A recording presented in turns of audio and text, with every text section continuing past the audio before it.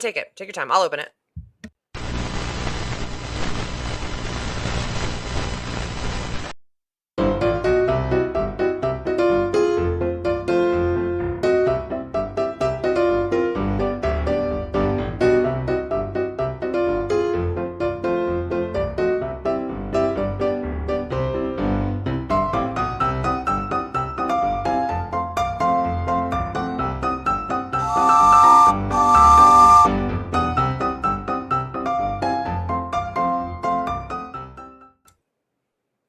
Hello, everybody. Hi, everybody. How are we? Sorry, my mom wanted the link so she could watch it, and so I'm sending that to her now. So not trying to be rude. Also, Laura just called, guys, and I was like, Yeah. "Oh shit, Erin, Laura's calling," and so she's like, "Oh, it's okay. Our intro's long enough for me to be like, the show is starting," and she's like, "Oh God, I'm so sorry." I'm like, "It's fine." But yeah, so already, hi guys, Hot Mess Hello. Express, which Hey, at least by the our freaking audio's way, working today. our audio is working. But we did jump on early to make sure that it was working. True story. We actually, Erin, so I have all of my tester groups for Yeah. the new facial products that I'm going to be launching. And in one of them, I can't remember which one. I was telling them that like, hey, I'm going to be addressing like my cancer scare. If you guys want to be on it, hi. Hi, Mom. And just to kind of watch if you have any questions or whatever. And Buffy was like, I'm a card carrying member of the Hot Mess Express. And I was like, we should actually give out membership cards. And then everybody thought that was a great idea. And I was like, uh-oh. Oh my God. I think it would be a lot of fun. I could probably do that. That's not a big deal. I think that would be a lot of fun. We just would have to design something. With all that spare time, I don't have. I mean, I've got a lot of spare time and I have, no one's going anywhere this weekend. So I do have a lot of time right now. So yeah, I'll see what we can come up with. I used to have all that free time, and then obviously the job, but then you got a job like a normal person. I know, I got a job like a normal person. Love you too, Joseph. Hi guys. We'll talk about the event here in a minute, but yeah, between all the farm stuff, Andrea's stuff, the job stuff, all the other content, like I'm full. I know everything is kind of not like at its capacity. It's just a bunch of different stuff. Yes. That. I know. I saw that. I was like, oh, hey. Freaking brilliant. To save you having to send them out. That's so Patreon. Cute. I double dog dare you. If you we have gotten that request a lot, and it's a great idea. Hi, friends. But we just love y'all. Hi, guys. Erin and I don't have the time it would take to provide you guys with content that you would get only as Patreons. It's kind of one of the reasons why Laura and I ended our Patreon for History of a Haunting, because we weren't giving our Patreons the exclusive content they deserved that they were actually paying for. And so that's kind of where Erin and I have landed with having our own Patreon. It would be a ton of fun, but, and we would want to give you like insane quality stuff. But I know she's trying to get off the weird train. The audacity. We're looking for a new co-host because Erin she turned normal. Right. Just kidding. We're not. But so yeah, that's the reason why we've kind of poo-pooed the Patreon idea. They're a lot of work. They are a lot of work. They're a lot of work. Cody and Satori and George and Ken, like it's a lot. It's a lot of work to take on, and it would be extra pressure to make, like you said, to put out that kind of great content that with time don't have, and energy I also honestly don't have. I mean, spread is thin. The idea is so great. Yeah. And I think, Erin, you and I could come up with some really amazing things. It's just when it's the time. When we have the time. But I do like the idea of emailing a membership card for the Hot Mess Express. That I can design. That I could do, because again, we'll address Snowmageddon really quick, and then we're gonna give it over to Carrie to talk about what's going on with her. We'll talk Yes. about the Snowmageddon, and then we're going to talk about Andrea's event. We'll keep it fast. Snowmageddon, our potential, looking Yeah. at wind chills of -30 on Saturday. Don't even know what Fuck that means. off with that. That's ridiculous. I right. So I got all God. the stuff done that I needed to do for that this weekend because, of course, my Florida brain snaps right into prep mode, and this isn't even a scary thing, but that's just where my brain goes. So, 12 to 16 inches they're expecting on between Sunday and Tuesday for us. You are looking at We are looking ice. at ice. Yes. And so they're saying anywhere between half an inch to an inch of ice, which down in Raleigh kind of shuts down. We get like an inch of snow. And we knew that. We were told that when we moved here, and everybody's like, nobody knows how to, Hi, hello. Jen. Nobody knows how to handle snow here in Raleigh. And we were like, okay, ice is even worse. Yeah, you can't drive on ice. I don't care who you are, where you're from, what kind of car you have, or your tires. You cannot drive on ice. Yeah, no, and Jennifer will attest to this. Ice scares the shit out of me. When I Me lived in too. Pittsburgh, the first day it snowed, I hit black ice. I wrecked the car. It was a whole thing. So now I'm just like, I will not. I will not do anything with ice. So we could be facing like days and days without power. It's a whole thing. So that's what we're looking at here. I really do hope that I can get some good like social media content out of it, all those fun like Yeah. ice open the front door and it's like my front door is like replicated in a sheet of ice kind of thing. I'm kind of hoping for that. Beyond that, yeah, no. Can you do Han Solo and carbonite but make it ice? Right. I could have Coy do it. I'd rather the snow too.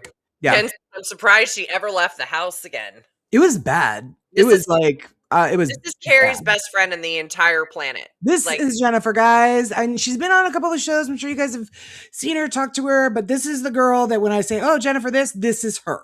This is yeah. 40 years. Still kicking. Yeah, that's amazing and rare. It is rare. And we're aware of that and we're very proud of it. So yeah, that's her, guys. The famous Jennifer. Jennifer's awesome. Yeah. I call her Jen just because next door Jen that just came out. And I mean, Jen, that's what most people call her. It only is like me, my mom, I think her mom and grandma. Very few people actually call her Jennifer. Most people call her Jen. So that's Jen Hines is the same way. Speaking of years, it's great. And so rare to have friends for that long. It is, yeah. Speaking of Jens, up here, or speaking of Heinsens, I should say. So as you know, we were at Andrea's event this past Saturday at the Alley Theater in Middleborough, Mass. You guys, I had such FOMO watching like all the pictures. I really, really wanted to go. I wanted to go so bad. It was great. And it looked like a blast. It was a lot of fun. So Corey Heinzen and I went because Jen's got a little teeny chihuahua who's having some health issues right now, and she felt it better to stay home. So two hermits go on a road trip together, and both came back in one piece. Corey and I don't leave the house unless we have to. We're just those people. So he went, okay.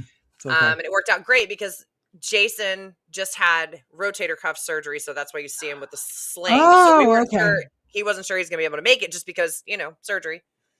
And then rotator cuff too. That's his second surgery. My shoulder's hurting now. Yeah, he had one shoulder done already, and then this was the other one. I think there's a bone spur in it too. So he was able to come with Kristen, his lovely wife, Mama Haas as we call her, and then Johnny Zaffis. We weren't sure if he was going to be able to go because he was watching the weather in Connecticut because they were expecting a lot of snow there. But that worked out great. We raised almost $6,000. Yep. $5,600. That is amazing, you guys. It was awesome. And a lot of people like the raffles and things people were donating, and it just looked like such a fun event. Well, like Ken said, I mean, Rise Up literally, this was, I think, Cody and Satori's brainchild that this popped into their head. And then Rise Up jumped in and got this basically all done and planned in under a month. So to Holy shit, really? Yeah. So to have Lorna Brunel, who runs the Alley Theater, she is a force. I love her. I call her magic in a bottle. Oh, donate the theater, and then to have Maureen and Tom and Scott come in to do the show, and then have there's so many people that are watching us right now that were there. So, Jen and yes, Jane were yes. there, I was like, oh, Erin's getting to Joseph, meet everybody. Candy, Susan, Amanda. Like, there were so many people. It was really neat to get together, because really at the end of the day, the money is secondary. It was really more about the gesture and the energy, right? I mean, 1,000,000%. A million I percent. think, Yeah. Andrea was able to call in after the Oh, show was good. done, that nobody knew she was going to be able to do that. So it was really just a cool thing to be a part of. And I love our group, because weren't really sure what the plan was, because Yeah. normally Lorna's running it. She's got it all figured out. But she was just letting us use the theater. She was obviously there for support, but we just, Cody and Satori running around like crazy, getting stuff done. And then the rest of us showed up. And by the end of it, we had kind of a nice, somewhat well-oiled machine on helping with raffle prizes. But it's a That's good group to great. just figure shit out when you don't know what the process is going to be. Yeah. So it was really a cool thing to be a part of. Yeah. Well, speaking of magic in a bottle, Cody and Satori, man, when they get laser focused at Gettysburg, they do an event of like the celebrities bartend, and they try to raise money. And so I go and I'm like, all right, we all went out to dinner. I'm like, let's go back. Let's go and see Cody and Satori and John Zavas. And I walk in, and it was the equivalent to New Year's Eve when I was 21 at a club in Scottsdale. Chaos. Yeah. It was utter chaos. I was like, what the hell is happening? And they had such a huge crowd of people. And I was watching them, and they just weren't missing a beat with anything. And I'm like, God damn. They're a force, man. I love them. They really are. They're great. Well, and the nice thing too is, with in like the situation at the Alley Theater, we're all used to working together. Yeah. In chaotic, crazy situations. So it's like, you don't even have to hand out stuff and say, you do this. Somebody just picks up something and then runs with it. So that's great. Yeah, that's really kind of nice. Let me answer this quick question, and then we're going to shift over to you. Melissa wanted to know if we had an update on Christine. Oh, yeah. I've had a couple people ask me, and I'm like, I don't have any clue. I talked to her last week. They sent me a lovely and bean box of Christmas birthday goodies, and Christmas goodies. The day before she broke her ankle. Oh, okay. She had her meeting with the orthopedic surgeon who fixed the screw up from a terrible botch surgery years ago on the same foot. She did re-break the original injury. So is that why she re-broke it? No, she slipped on some acorns by the chickens in the backyard. Like, it was just this random thing. But my Arizona brain thinks that's really weird. Acorns, what? Yeah, no, they're all over here. We have trees here. It's weird, right? She was telling me though that she's been, over the last year or so, like she's really had a hard time walking. Like, she's almost having to drag that foot. A lot of pain. Yeah. But fortunately, the guy who did the reconstruction of the botched surgery is also the same surgeon for this go around. So good. They're very optimistic. 90-minute surgery is what they're figuring approximately to put it all back together. But he seems to think with that surgery, good rehab, she might actually be in a better place after this is all said and done. I'm telling you what, the orthopedic surgeon that did my ankle was like, you're going to be fine. You'll probably be playing tennis within 6 months. And I was like, you know what? I'm going to hold you to that. I'm not going to play tennis, but if I feel like I could, I'm good. Yeah. So she's in good shape, just waiting on surgery date. And then once I get that information, I'll relay as I get it. Those girls have got a village around them. Cindy's down the street, lots of nieces and nephews. So everybody's getting good. That's good. Yeah. And they've, propped up in their appropriate couches in the living room and just kind of rolling with it. Listen, that sounds like the best. Christine, if y'all haven't ever had a chance to meet her, that girl, Cody and Satori can attest, she is hilarious. Is she? Oh God, she's so funny. Stitches. She gives me stitches. So Love she's it. upbeat. She and Andrew both good place. Oh yeah, for sure. For sure. Love that. All right. Now let's get to the most important topic of the night. What's going on with you, my dear? Okay, so as most of you probably already know by now, they found a CT scan found an irregular shaped mass in my lung and some spots on my lymph nodes. they I went to the doctor because I have had a cough for 3 years since I had COVID, and I'm done with it. I'm like, I just can't. There's wheezing when I sleep at night. I have to like turn the TV up. I listen to rain sounds on YouTube when I go to sleep, but I had to turn it up because my own breathing was keeping me awake. And I'm like, okay, this has got to stop. So she did a chest x-ray, found nothing, did a CT scan to be safe, found all kinds of shit. So I definitely have emphysema, which, okay, smoker for 30 years. I started smoking when I was 16, a little bit younger. Jennifer, shut up, but I wasn't really inhaling back then. This is the problem with having a best friend 40 years. She's like, no. No. Let me correct your timeline real quick. Yeah. Remember when you stole those cigarettes from your mom when we were 12? Right. You're like, oh no, I forgot about those. Yes. So, anyway, yeah, I started really smoking when I was maybe 15 or 16. So with the lupus and everything like that, like I have a high risk, of it. Both of my uncles, my mom's brothers, died of lung cancer. Granted, one, my uncle Dwayne worked on, German cars for a very long time. Yep. And so he was like exposed to asbestos for a long time. So he had actually gotten mesothelioma.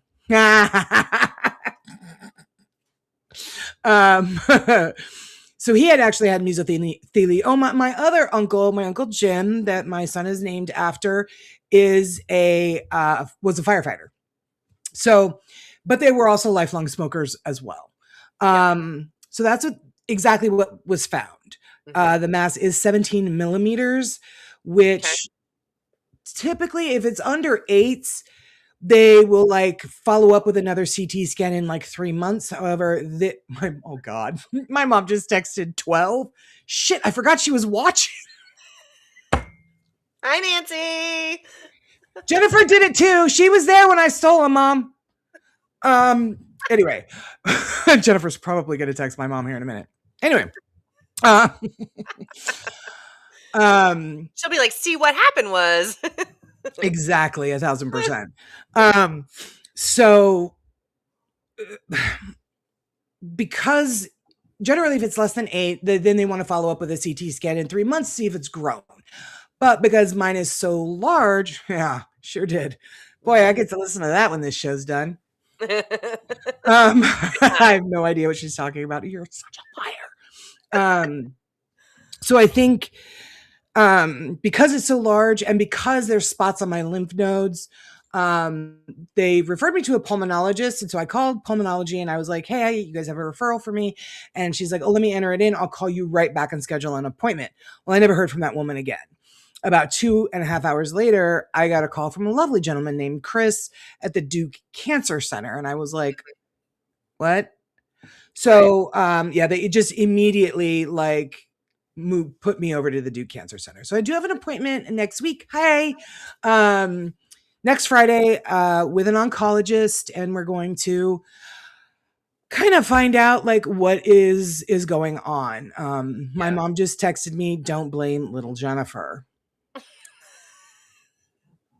It's a good thing y'all have wine and liquor for the weekend after. Right? I do. I don't know about my mom, but I sure do. No. Okay. So that's exactly what was found. Now, my mother also did have a mass in her lung. We found it 3 weeks before we moved back here to Raleigh. When we got to Raleigh, she also went to the Duke Cancer Center. And they were like, okay, what we're going to do is we're going to remove it. Same exact right lung. Hers was in her middle lobe and mine is in the lower, but they were like, we're going to remove it. We're going to have a pathologist test it. And if it's cancer, we're going to remove that section of lung. Just my halo. Anyway, hers was not cancer. They never found out what hers was. Because we lived in Arizona and we had just moved here, they thought maybe it was valley fever. No. They tested that thing and sent it off to like special pathologists. To this day, we still don't know what it was. Interesting. No clue. Hers was smaller and it was perfectly round. So that's a difference between what she had and what I've got. But you never know. Right. You never know. Especially because this cough I've had since I got COVID. Like it could be, scar tissue in my lung. It could be, you know, any number of things. So that is what we're looking at. This is what we've just sort of been sitting with for the last few weeks. I have, and I told Erin this, and I told my mom this. If it is cancer, I have chosen to publicly document my journey with it for a couple of reasons. Thank you, Dan. For a couple of reasons. One, ever since the golden age of social media began with MySpace, I have publicly put out there what's been going on in my life literally since the dawn of social media. And I don't see, for me, I don't see any reason why that should change. I also am doing it because I think that it can help some people. For sure.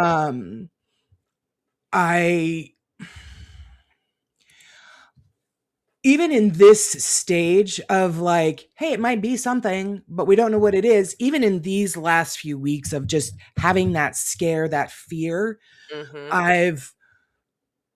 me and my family, my mom, my son, we've all kind of encountered conversations and things like that we didn't expect to encounter. Sure. So I definitely want to talk about that a little bit. Some of the questions that we've gotten, I want to answer. If you guys have any questions as we kind of chat about this, throw them in the chat. I'll answer anything. I'm an open book. I'm not going to hide anything. But one of the things that I want to address, because some questions that I have found, and I think that most people would agree, are unhelpful, are, what are my mom and Coy going to do if I die? What? Yes. Somebody actually said that to you? A few people did. Oh, dear sweet baby Jesus. Now, I understand where that comes from because I am the head of the household. I'm the major breadwinner for the house. My mother is 77. Coy is almost 25.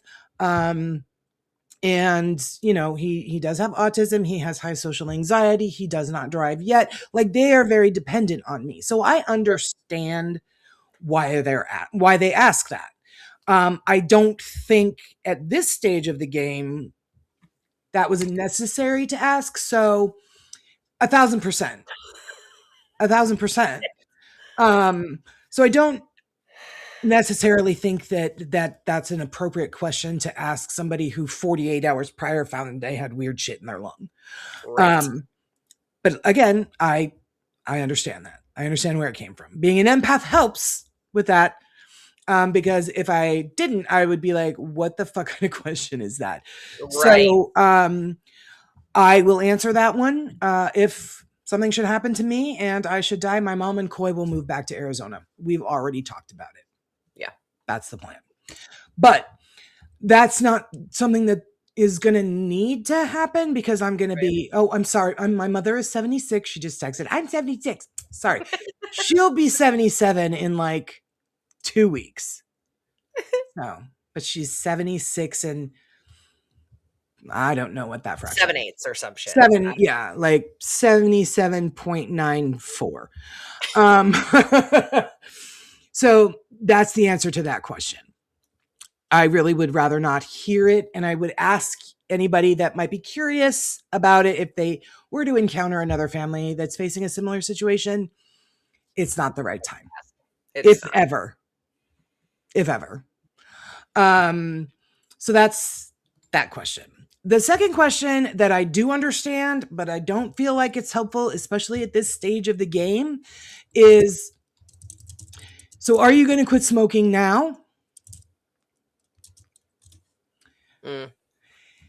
Because all that does, I'm just talking for myself, but maybe for some other people that are, decades long smokers and are now facing the threat of lung cancer, that is not a productive or helpful question. Right. Either. Because we, at least for me, and I would imagine for most people, are already beating ourselves up and have been the whole time we've smoked. It's not like smokers aren't aware that smoking causes lung cancer. Correct. It's not like we don't know that. We do. Right. So it's just sort of like at this point when they're like, you've got something weird in your lung, we're already beating ourselves up.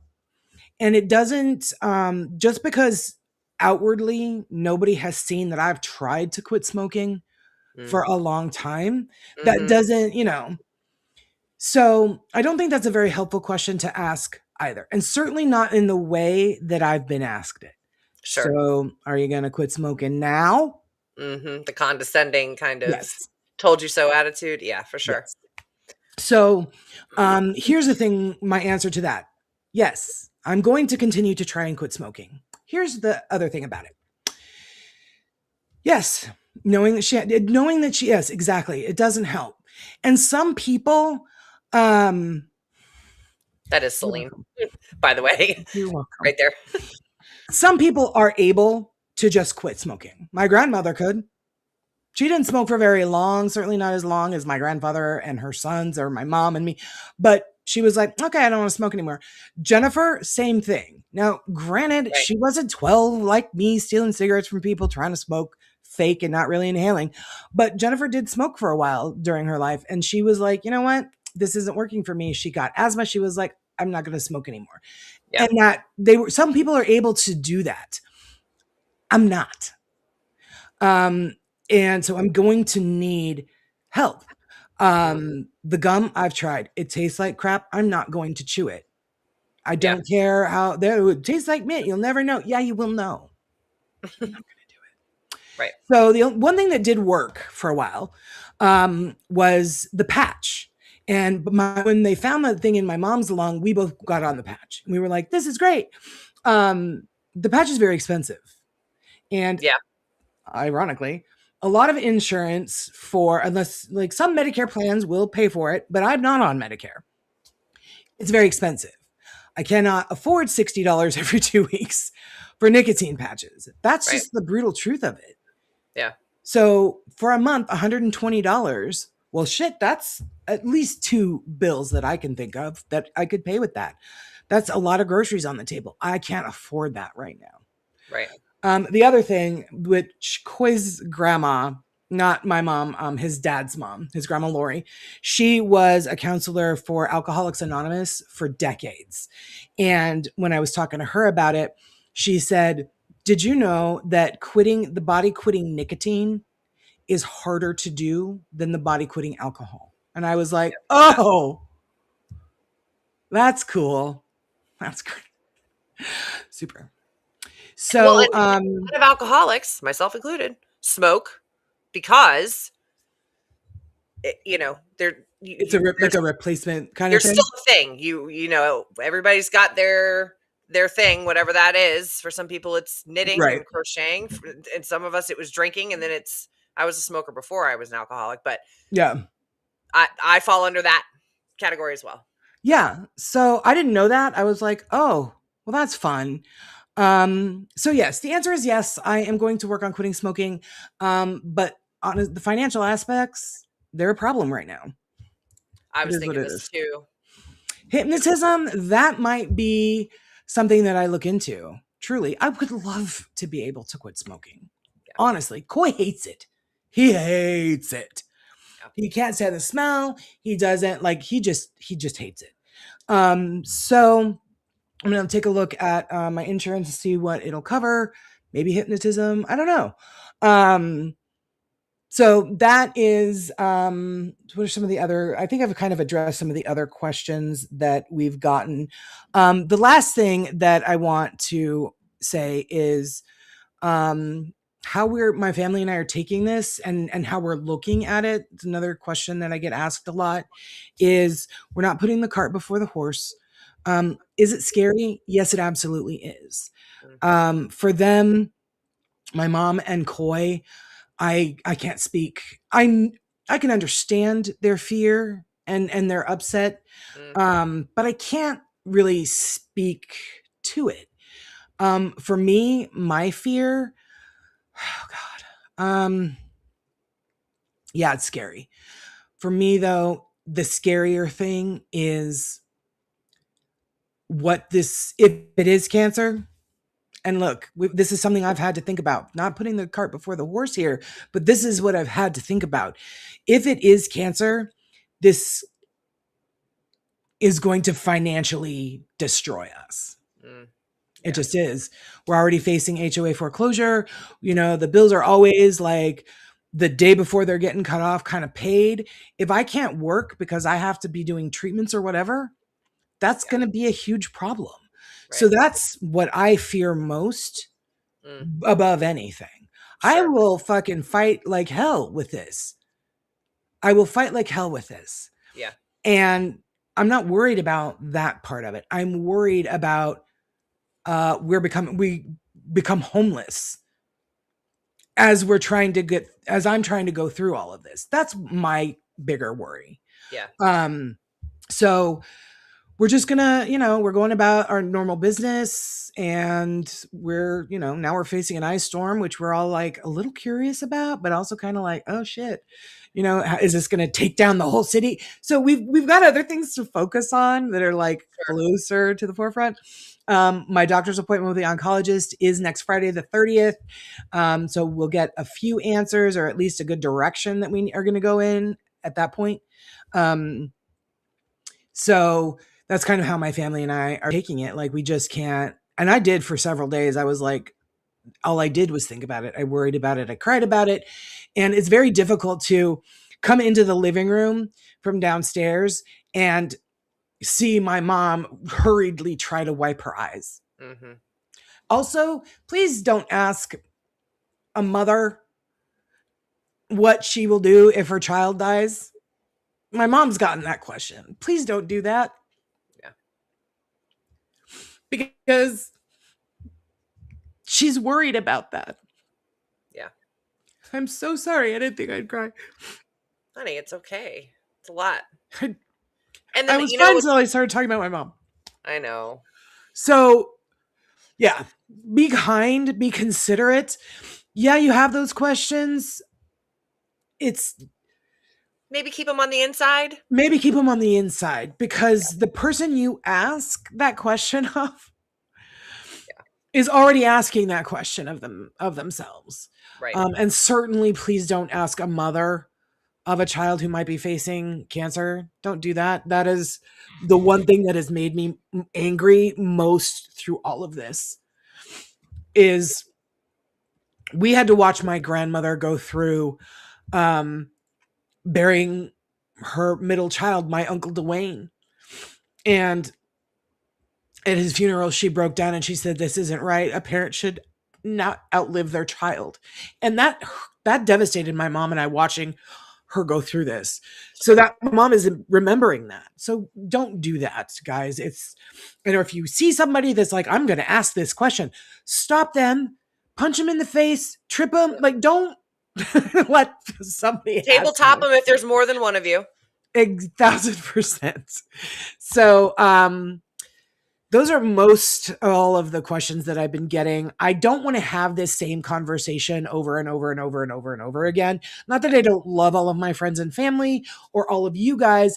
I don't want to live in this headspace all repeatedly. So, that's an important question. I am taking very good care of myself. I've got Jennifer, and I've got my mom, and I've got Coy. I've got, family that's kind of up my ass about it. I've been needing to take care of myself better long before this ever became a thing. But so I am taking very good care of myself. I'm working on the shop. I've got all of these new collections I'm working on and sending out to testers. I'm having a great time with that. We're dashing. I've got a job interview next Tuesday. Like, life is going on, and everything is fine. It's fine. And it will always be fine. No matter what happens, it will always be fine. I did want to take some time also, and I'm so sorry. It's already 8:30. I've been talking for a while. I'm sorry. Girl. I want to say thank you. I'm going to start crying again. Shit. I don't have any napkins.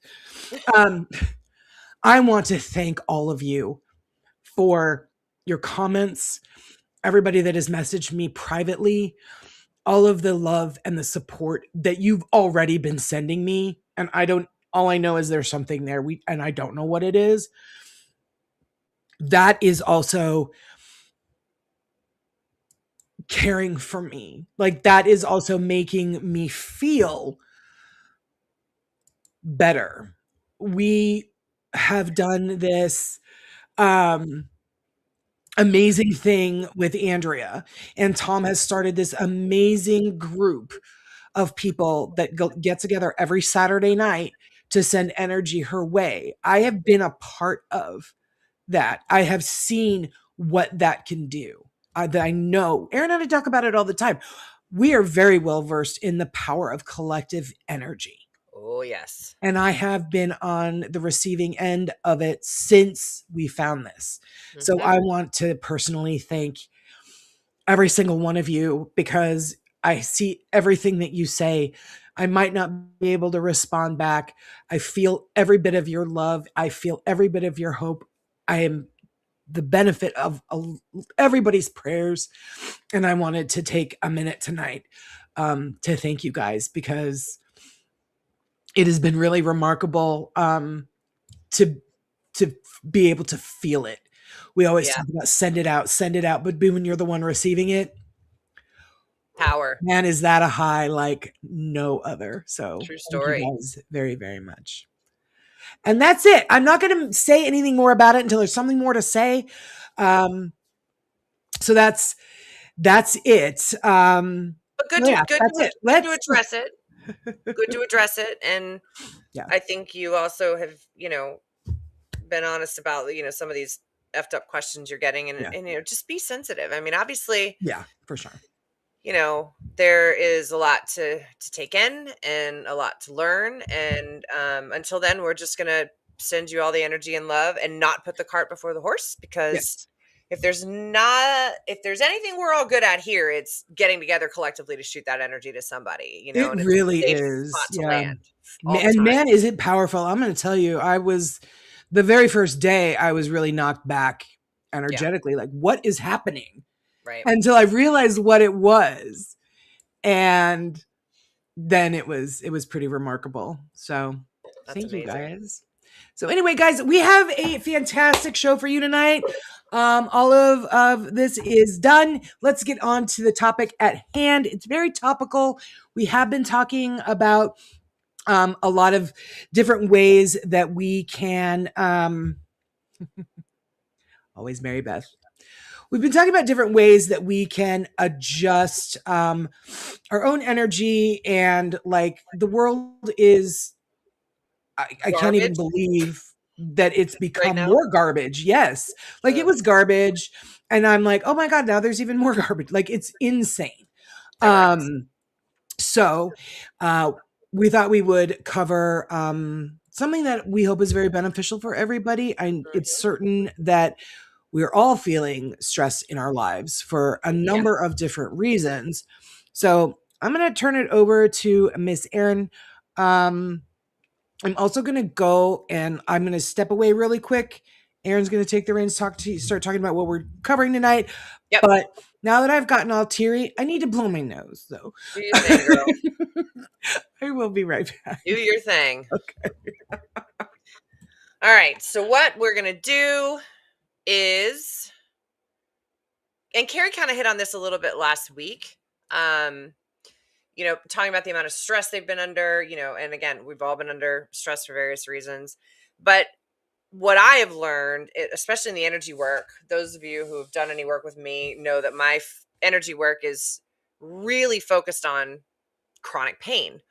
And the reason for that, I'll share a little bit of my personal story, but basically the topic of tonight is how chronic stress and energy that's not good over time, if not dealt with, will in fact make you physically sick. This is something I've personally experienced. I don't even remember the years now, but I think it was starting around 2013, end of 2013, early 2014. I all of a sudden out of nowhere was just an absolutely bent over, curled up in the fetal position, agonizing pain. Went on for about a year. and it was endometriosis. Now, anybody female in the room, if anybody has dealt with this, most people who deal with endometriosis deal with it pretty early on. It's a struggle for most people from the time girls get their period. It's just something they've always dealt with. Mine came out of nowhere. Never really had any issues. And then all of a sudden, I am literally bent over in agony under a desk at my job, staying up in hot showers, hot baths till 2 o'clock, 3 o'clock in the morning. Had 2 surgeries, ended up with a specialist who said it was one of the most complicated cases of endo he'd seen in his 30 years as a specialist. And he was shocked that I'd never had any issues prior to that year before seeing him. So I say all that to say, I'll leave out all the fun, gory details. But when I look back on it now as doing the work that I've done, I realize that my first marriage was an absolute disaster. That broke me in more ways than I could possibly even explain to you in one show. I did do therapy. I did go to counseling. I did all those things you're supposed to do, but it didn't really do much for me at the time. So I just went on with my life. Just everything's fine. This is fine. We're all fine. That's what we do, right? Like it's fine. This is fine. No problem. Well, underneath all of that was this festering disaster that became endometriosis. And I firmly believe that because of the trauma and the damage done emotionally, well, and physically too, in that relationship, along with some other things that I didn't really actually deal with, made me sick. They're starting to get some scientific studies about those kinds of things being related. And the way I try to explain it, sorry, I haven't really looked at comments. Yes, I've talked to Jessica about that to some degree. We've discussed that. It's brutal. It changes your entire world. You basically can't function, do anything in a lot of cases. But if you look at energy, and I know we've discussed this a little bit, but I think this also goes along with this particular discussion. I look at energy like internet bandwidth, like back when that was still a problem, right? Before we had Wi-Fi and all these other great things. If you had too many devices or too many people connected to your internet, things got slow. They stopped working great. It couldn't take any more information in, right? Literally your bandwidth was full. So your energetic body, basically the same thing. When you're dealing with negative energy, chronic stress, chronic PTSD, CPTSD, which is what I have, but you really haven't sorted it out, you're kind of, maybe you're on medication, and that's all great. That energy is still sitting in your system, right? And so the thing that I've learned is if you don't find a way to release that energy, and there's a million and one ways to do it. There's the woo-woo witchy side of ways of doing things. You can run, you can do dance, whatever it is that's your thing to help you release negative energy from your energetic system intentionally. Amazing. She's back. You ready for me to pull you back on? Okay. If you're not consciously dealing with that and you're just, everything's fine. I'm fine. This is fine. We're good. This is fine. It's not fine because eventually it's going to end up making you physically sick. Sick. Yep. Physically sick. And that could be anything. That can be endometriosis. It could be cancer. It could be take your pick. It manifests for people totally differently all across the board. It could be, God, I mean, even just like constant anger. And there have been times where I have been in a very angry state and in it for a long time. Me too. That's such and then that leads to depression, and like, it's just sort of like a cascade of. It is. It's like dominoes. Yuck. Yeah. Yes, like dominoes. Yeah. So there is a book, and of course I don't have it. I gave it to somebody to borrow, and of course I never got it back. That might be it down there. But there is a wonderful book that I have given when I was still doing energy work as a business. There's a book called You Can Heal Your Life, and it is one of the most amazing books I have ever read. And because my brain doesn't work on all the cylinders, it's written by Louise Hay. Jesus Christ. Louise Hay, who we're all familiar with. If any of us are reading self-help, metaphysical type stuff, you've come across Louise Hay. Oh, yeah. But what I love about that book is the thing that changed my perspective on this stuff, because I really had no idea Yeah. that kind of negative energy, chronic stress, post-traumatic stress, complex post-traumatic stress, still hanging out in the body somewhere. So Mhm. that book actually addresses, and there's an index in the back, which individual body parts are affected by which kinds of stress, potentially, Yeah. along with things you can do to sort of take the reins of it, right? Right. Yeah. And like even physically, like I carry my stress in my shoulders. Mm. So I'm constantly like just kind of it's always tight. And because of that, hi babe. And because of that, I'm starting to have like compressed discs because I'm constant like hunched over and just carrying all that stress in my shoulders. Some people carry it in their hips, some people, but it's It's a real thing. it's a real thing and it really will affect you physically to where you would probably need hi. Don't be sorry you're late. It's fine. That's what these Yeah. guys are for. You can watch anytime you want, but we're glad you're here. Yes. To where you probably would need some kind of medical intervention. Mm. I love a good Yeah. chiropractor. I'll be honest. I can't wait to go. Well, what I think Really? that's what's so interesting is, I am a huge, huge, huge advocate of teaching people that your body knows how to heal itself. Now, Yes, I I am completely a agree. huge supporter of modern medicine. Please do not take what I'm about to say next in that I'm saying Yeah, modern 1000%. medicine is horseshit, because that isn't simply not true. Yes, the title is You Can Heal Your Life.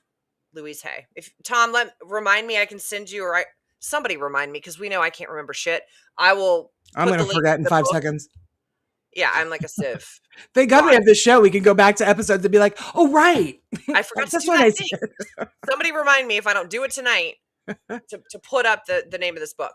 But I am a huge believer in, when we are young, and this goes generation all the way back, that when we're growing up, we are basically indoctrinated into a doctor and medicine is the only thing that can fix you. Yeah. Yeah. So instantly, your power over your own body is gone. If that Yeah. makes sense. That does make It, sense for sure. and I mean it from the standpoint in that you already are convinced that you can't fix it yourself. And I'm not talking about everything, clearly, because Right. things happen, and obviously you need modern medicine. Modern medicine fixed my endometriosis, right? And as your body ages, like It's just what it is, right? that's just what it is. Yeah. Exactly. Um, but I think it's one of those things where if you start using the two in tandem, right? Once you start figuring out, like I always used to say, my Reiki sessions were just kind of like, when you're cranking a chainsaw, or a lawnmower, you're like pulling on, get it going. Yeah. I'm the chain, like I'm pulling the chain, like the kickstart in your ass that your body's like, oh wait, I know how to do some of this myself, Right. Yes. and use them in tandem. Yeah. So that's why I'm a huge supporter of using frequency music, something that you don't even have to pay attention to. God, I love frequency music. Man, do I Game resonate with changer. that. But music in general is something that is very therapeutic. Like that, the minute I hear music, I'm locked in and it can Yep. absolutely like change my entire Yep. mood, perspective, whatever. Frequency music is a big, big, big one. And I had no idea how powerful it could actually be. I hadn't either. So Yeah. to me, it's not like you have to go in and decide, I'm going to fix my PTSD today. I have trauma that there are certain parts of that I'm just never going to get over, and that's okay. Or I'll get to it when my soul people team decide that it's time for me to deal with that. I've accepted that. That's fine. Yeah. We've worked on a shit ton of stuff in regards to that, and to that effect. I was talking to my mom about it today. Aside from the fact that I got sick when I moved to Maine, but that's mostly going from beach to mountains, different allergens, different kinds of things. I really haven't been sick at all since I started this. Now, do I get the occasional headache? Yep, I've always had them, but that's a sensitivity to pressure in the air. Oh. Aside from that, I hadn't been sick at all. not a stomach ache, nothing. Yeah.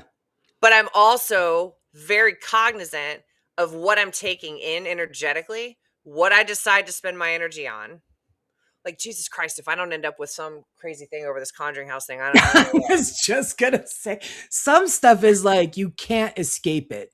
So You that's can't. actually like that's actually a good question for you. Like some stuff like this whole stuff with the Conjuring House, you can't escape it. So You have to decide. It's a choice, right? yes.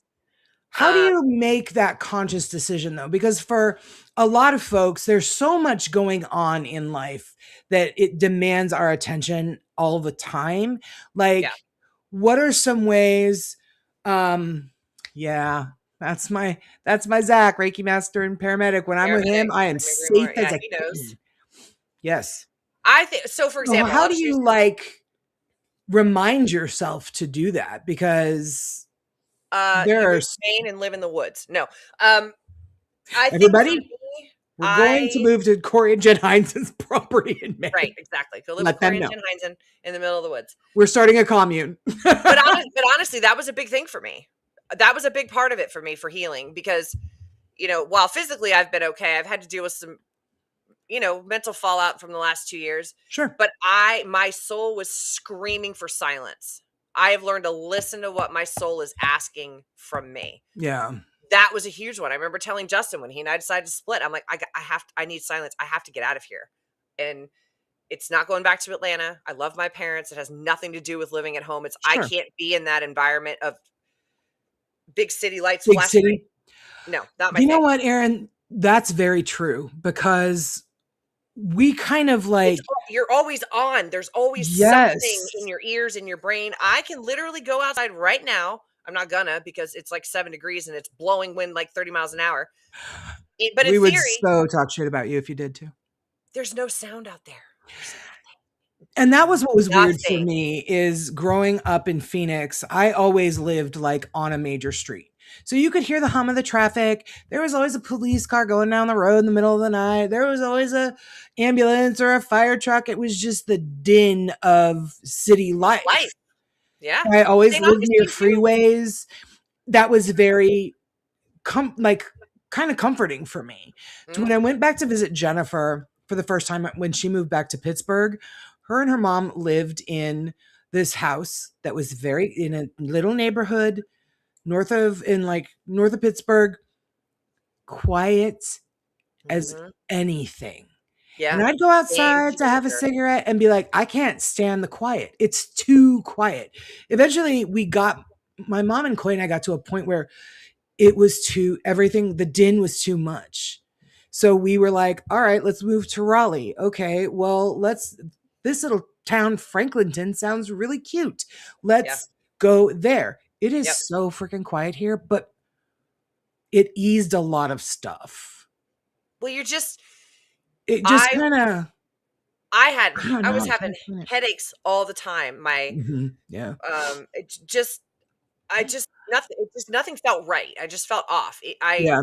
I just didn't realize, and I honestly didn't really realize until I started going to Rhode Island because I grew up in Atlanta, Sure. lived in Denver for a while, and then St. Augustine, back to Atlanta, and then St. Augustine. I'd never lived anywhere that afforded me that kind of quiet. And I remember standing out behind the farm one day, and I think it was that summer, my first 3 weeks up there, and everybody was inside or I don't know, whatever. And I was just, the wind was blowing, and I was like, there was no sound, which is rare because there's a lot of cars on Round Top Road, but I was far enough back where I couldn't hear the cars. Right. And it was the first time I'd been able to take like an actual deep breath, and I couldn't tell you how long. And that is the moment I fell in love with New England. But as far as how do I kind of navigate it in other ways, like how do you remind yourself constantly to do this? I mean, and that's one of those muscle memory things where if you're doing it constantly, then it just becomes ingrained in your routine. But correct. for folks that are like me, do I need to meditate more? Fuck yes. I do too. Do I need to talk to my guides more? Abso-freaking-lutely. But in the meantime, I'm going to go stand outside for 5 minutes. Same effect. It's just as good to me. Yeah. Right. Everybody's thing is different, right? I've always been a terrible meditator, and I've always been honest about that. Yeah. now over a year doing the show, and we're still like, you still guys like need to don't have a meditate clear. all the time, but we are not going to. Well, that was another thing. I stopped giving myself shit about that. I'm like, I may not be doing what, like, I may not be meditating. I may not be doing all those things. I don't even do a lot of energy work anymore. Yeah. But it's because I've reined a lot of my energy in. But I moved to Maine. I moved to somewhere that I knew would be good for my soul. It Sure. has the quiet that I needed. My friends understand that I need space because Corey's not that different. Corey and I are very similar creatures in that regard. Right. 2 hermits took a road trip. Yeah, 2 hermits survived a road trip. We thought about making a video because that would have been hilarious. That Because me really and I would like have never been. leave the house. Listen. But in other ways, like the Conjuring House stuff, I've stopped watching videos on it. I don't pay attention anymore.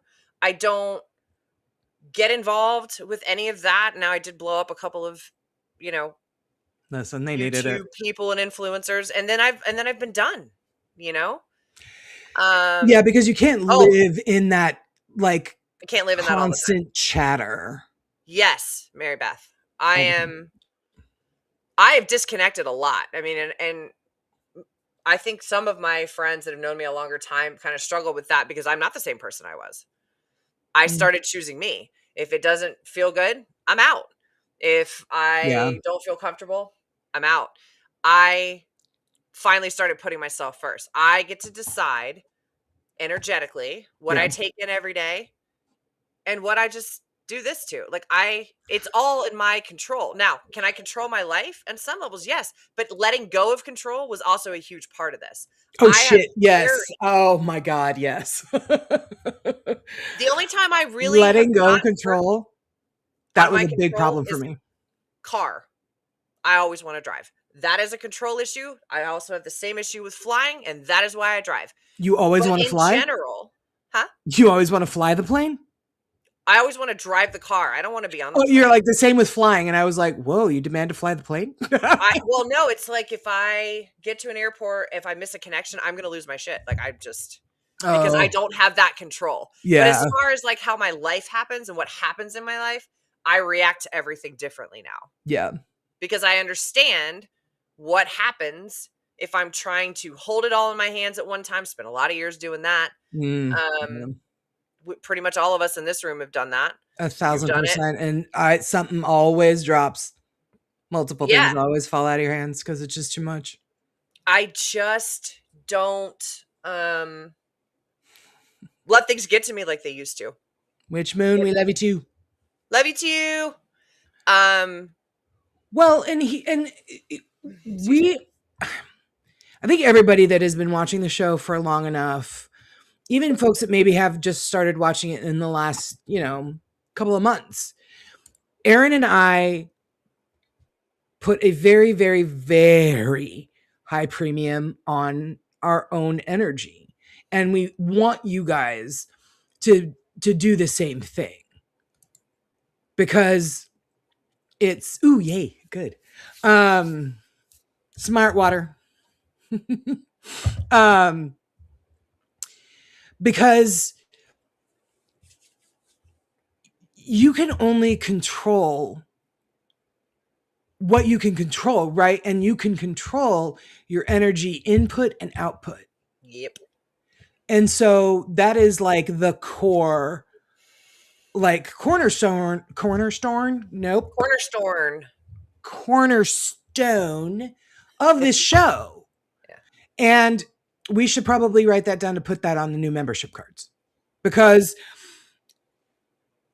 my son goes absolutely crazy because I talk about Taylor Swift a lot when it pertains to things going on in my life. Sure. And one of the things that she said when she was on the New Heights podcast was, you have to consider your energy as if it's a luxury item. Yep. Not everybody can afford it. To it. Mm-hmm. Yeah. Not everybody can afford it.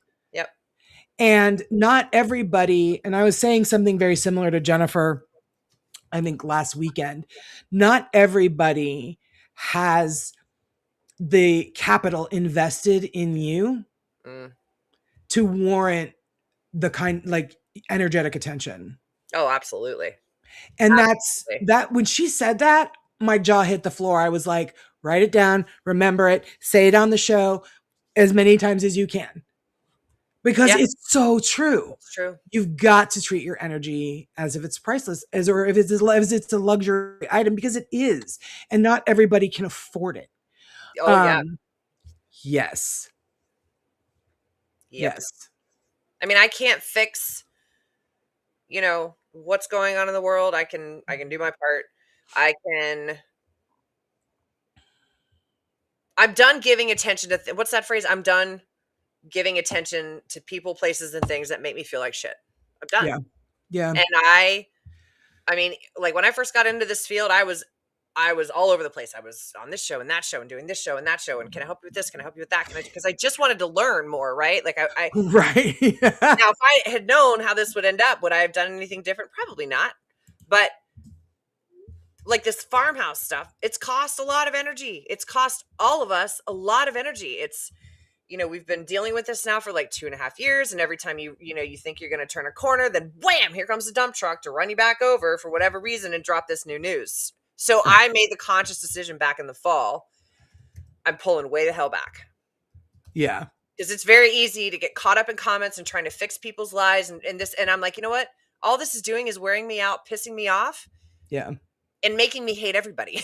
So yeah. And I mean, like, it's not worth it at the end of the day, right? At the end of the day, it isn't worth it. Now that doesn't apply to everything. That doesn't apply to every situation. Right. But you get to a point in your life, and especially I find it really interesting because a lot of my friends that are my age, like I said, I'll be 49 next month. Mm-hmm. Perimenopause, we're all in it. Oh girl. We got a whole club for that. We need membership cards for that one. But so like we're all just like, I've had it with this, that, and the other thing, and we don't. This is the We Don't Care Club is on TikTok. I love it. The We Don't Care Club. Jennifer and I love it. It's the best. But you do get to this point in your life where it's like, that doesn't actually matter to me anymore. If everyone does something, 1,000%, you never know what the tiniest kindness. Oh, absolutely. Could do for somebody. Look at like because the farm's the easiest one to attach this to because everybody's familiar with what's going on. Instead of focusing on the horse shit that's out there, I've decided to pour my love and attention into the other people involved in this with me. 1,000,000%. Those friendships, those connections. And then while the rest of the internet is busy pissing all over a bunch of people who don't deserve it. Oh my God. And trying to know their way into, like, none of these extraneous noisemakers have a dog in this race. It doesn't even matter. It doesn't even matter. I'd rather instead of all that attention I had been focusing on, this asshole and that asshole, I'm like, all right, I'm going to pour my love into my friends instead.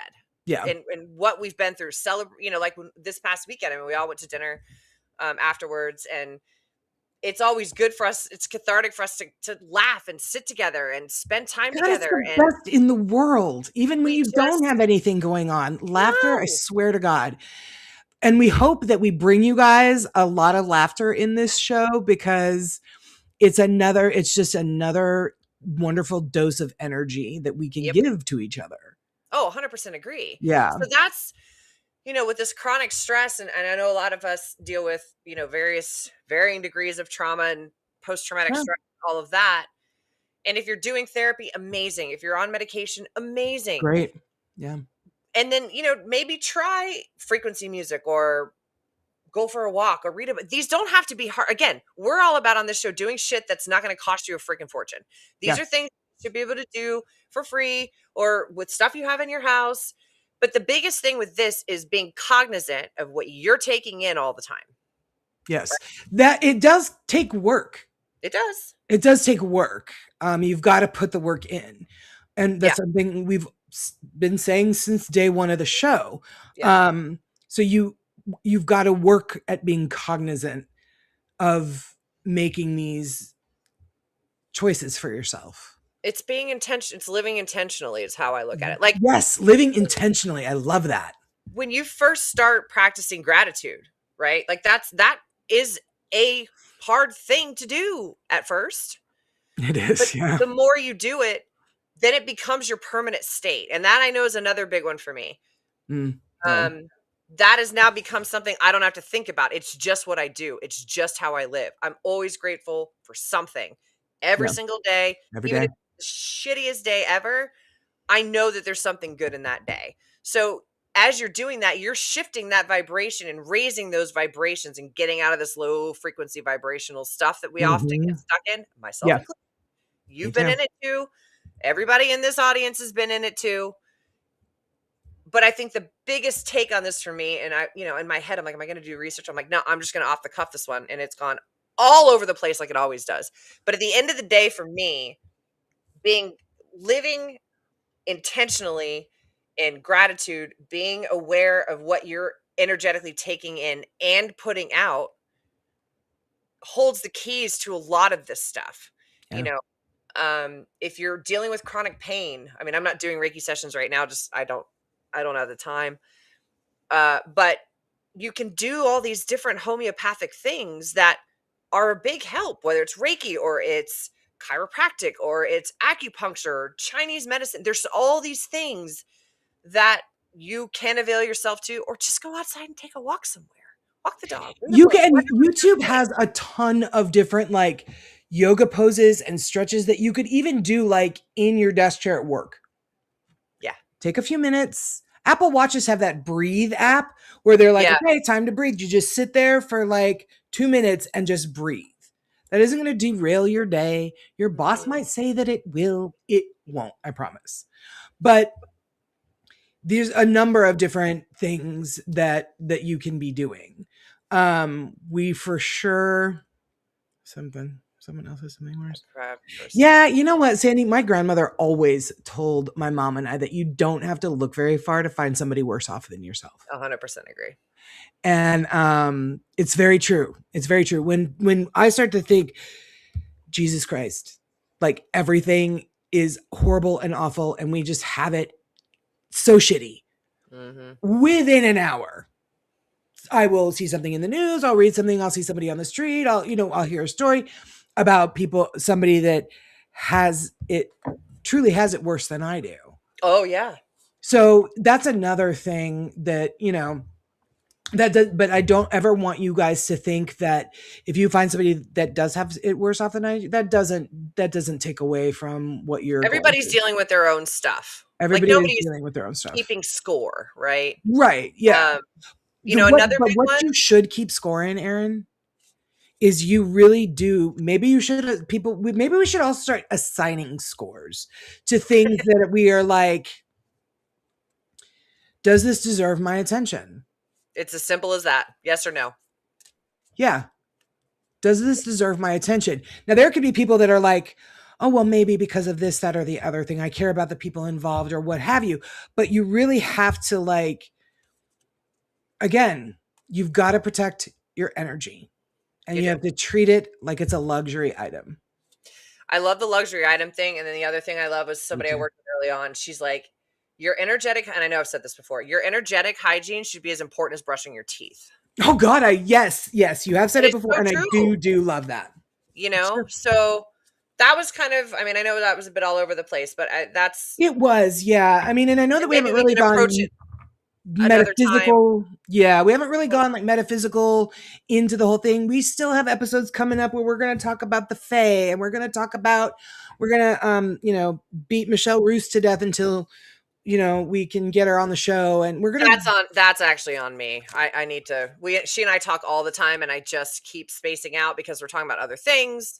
Oh, here we go. That's nice.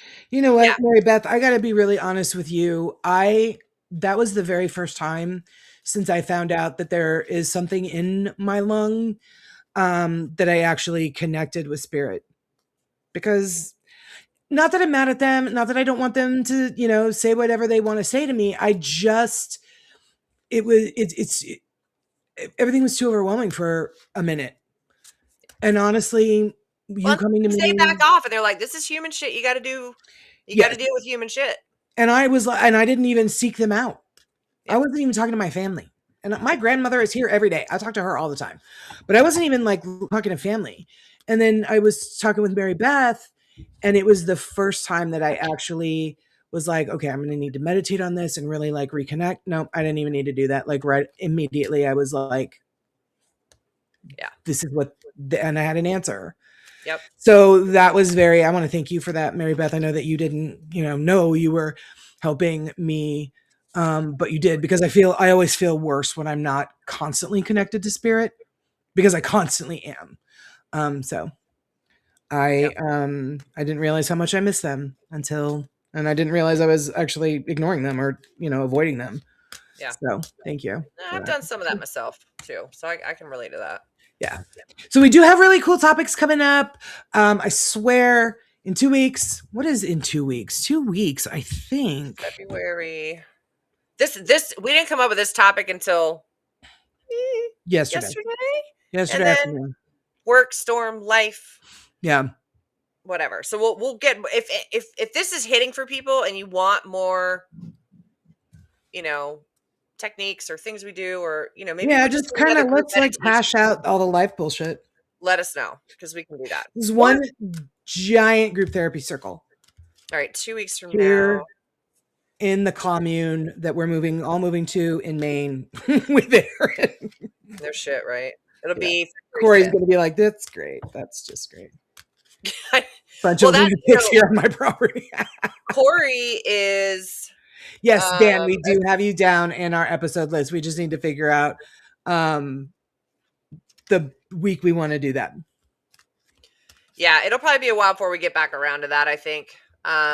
But when we get there, we'll definitely let you know. But we kind of roll with these and pick them as things are kind of going on in our lives. Yeah, you know what? A lot of time it's just kind of like spirit dropping shit in our lap. Yep. Or things we're noticing like in the group and just kind of like on social media like this. Yeah. We're those fly by the seat of our pants. That's kind of, but that's why it's the chaos train, because you never know what the hell you're going to get. And we've lived up to that for over a year. Yeah. So I pulled a card already. You want me to go first? You want to go first? Yes, I do want you to go first. While now we didn't do it last week, but we are gonna start doing it again. She's gonna pull a card. Her cards always are on point with whatever we're talking about, and then we're gonna pick 3 people that is going to get individual cards pulled for themselves. Are we doing that tonight? We'll do that tonight. Yeah, let's do it. All right. Anybody that wants to have a card pulled, we're using the deck that was done by James Van Prague. I really like that guy. And these cards are always amazing. So just say me in the comments and Erin will blindly pick.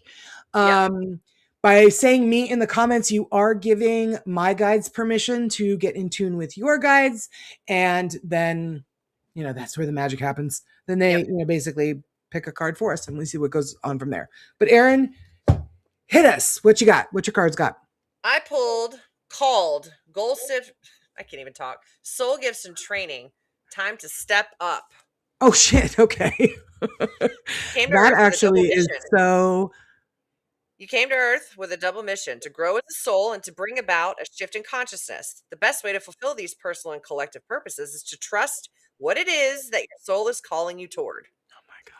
For it's encoded within the most direct path forward. Your soul has many unique gifts that it came here to share.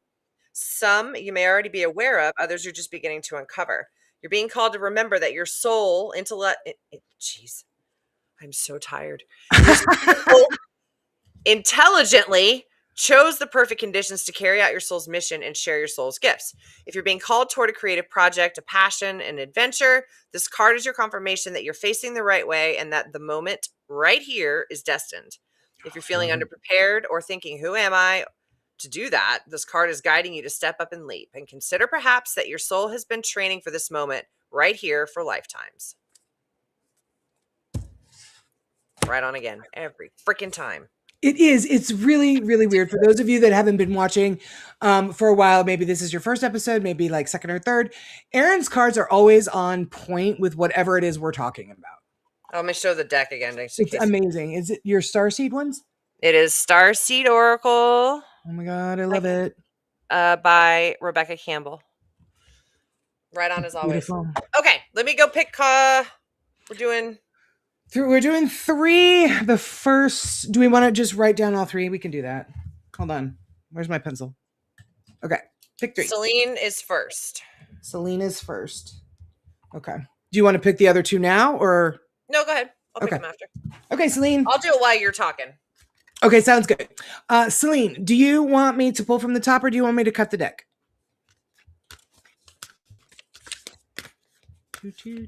There's always like a delay.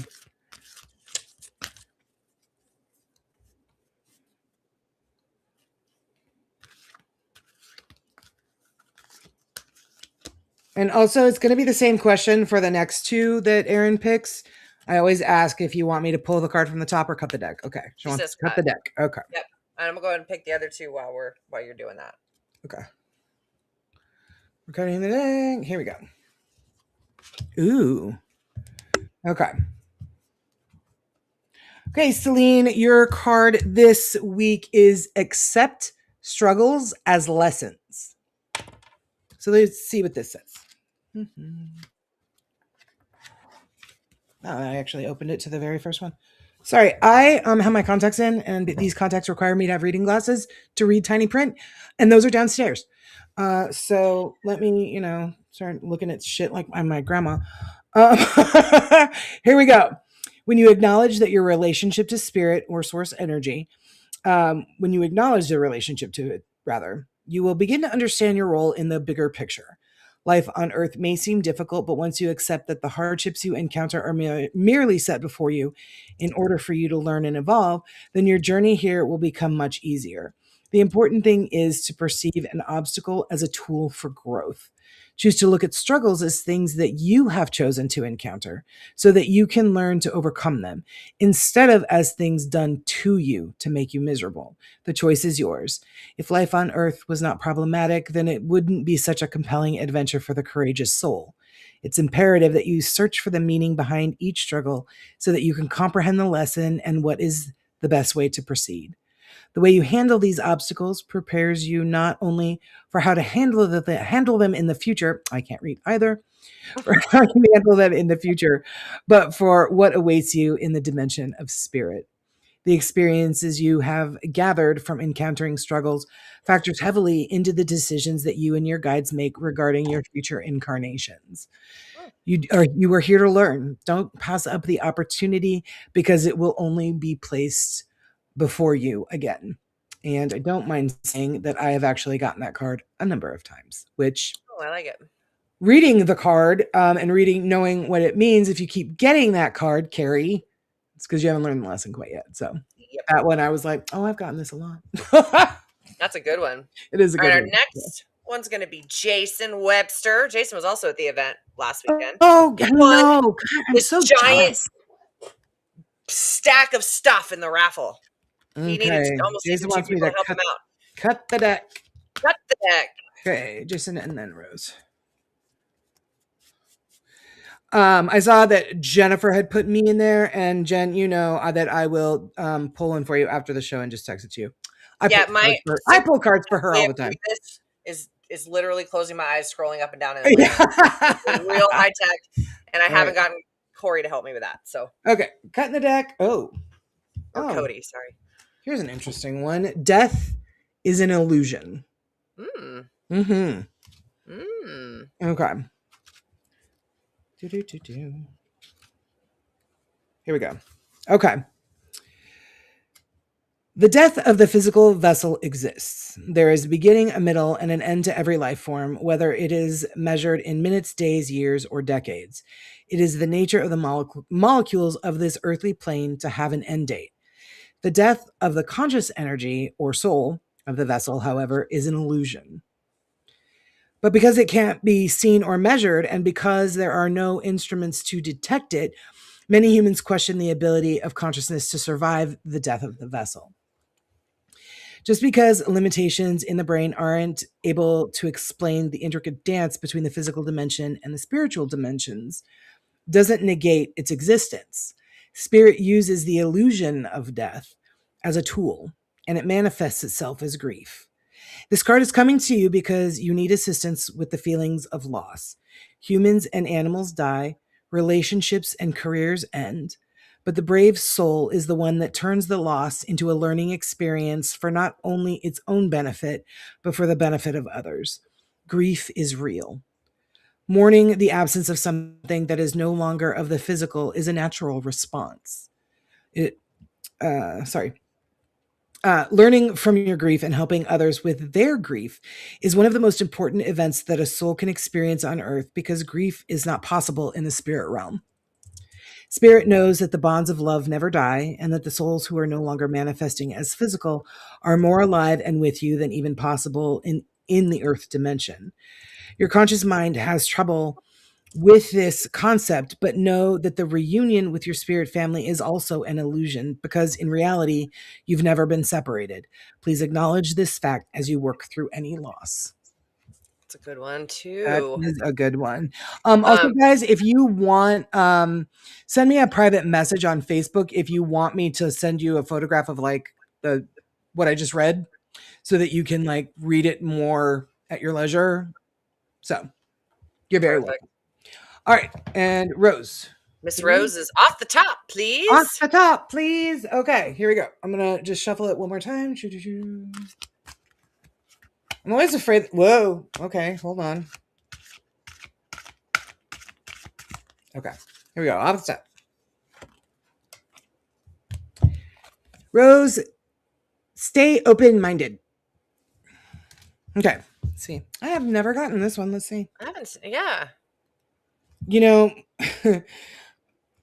while I look for this page in the book, Jennifer, I swear to God, I love her so much. After 40 years of being my best friend, I'm always telling people that if she were more open-minded about my life choices, her whole brain would fall out.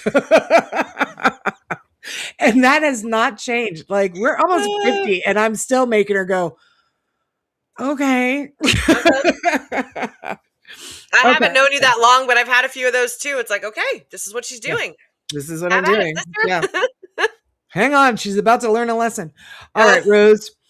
Your soul is in a constant state of evolution. It evolves in the spirit world as well as in the physical. But it is in the physical destinations like Earth that your soul grows exponentially. The lessons you learn while experiencing the illusion of separateness are so profound, and the paths that unfold before you can be surprising.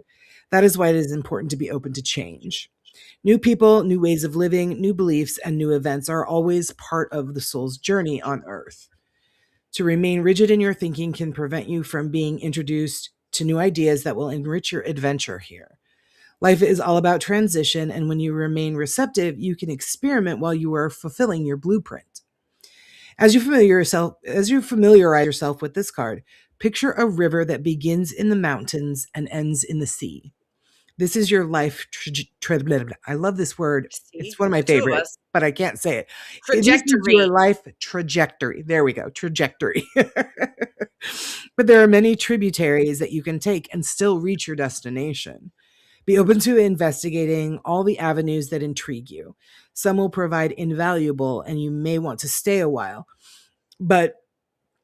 Some will prove invaluable and you may want to stay a while, and others may not. But to experience them at all is what matters. Love it. So good. They are so good. They are so good. These are good ones. So if you guys want me to send you pictures, screenshots of the book or of the pages, I'm more than happy to do that. Just drop me a message on Facebook Messenger. Yeah. Oh, before we head out, yes. Want to make sure. I mean, I think everybody knows Ken's wife, Dawn. She is Mrs. Rise Up to us and our paranormal mama. Her mother passed away this week. So just send Dawn lots of love. It's been a hard road for 6 years, and so I just want to make sure we send her a lot of extra love. She's doing well. She's hanging in there, but still her mom, and it's a lot. And I thought of that too, because it doesn't matter how old you are. Still your mama is always devastating. My grandmother was 95. My grandma was 95 when she died, and it was really, really very, very hard. on my mom, and so it doesn't matter how old you get. No. It's always very devastating. So, yes, a lot And of love to Dawn. So we're super glad you guys came to hang out with this rambling, chaotic mess that is our show from every other week. And who knows what we'll talk about in 2 weeks from now. It'll depend on what the hell we're going through that week. I mean, it kind of will. I mean, if we stumble across something that we're like, oh shit, which actually, Erin, I do need to talk to you about after the show, because I just remembered somebody sent me something like 3 weeks ago that I was like, that's going to be great for an episode, and then forgot all about it. So Okay. I'll talk to you about it. We like to like surprise you guys with the topics like day of. So, well, and let's be honest, half the time it doesn't pop into our brains till a day or two. Sometimes we get ahead of the curve, but again, it usually depends on what's going on in life. So we appreciate you rolling with the punches with us. Next week will be Cody and Satori, so we'll be back in 2 weeks. So keep an eye out on Dead Air. Game night on Sunday night. Cody and Satori versus Paranormal Tej and her husband Mitch. They're great as well. So that's going to be really fun on Sunday. oh shit, that is going to be so good. Thank you. Love y'all, and we'll see you in 2 weeks. Yes, we will see you in 2 weeks, and hug your moms. Yes, we'll hug your moms. Hug your moms. Yes. So, and I'm trying to figure out why my outro isn't doing what it's supposed to do. So guess what? The show's just going to end. We're just going to drop it like it's hot. Bye, guys. Drop it like it's hot. Love you guys.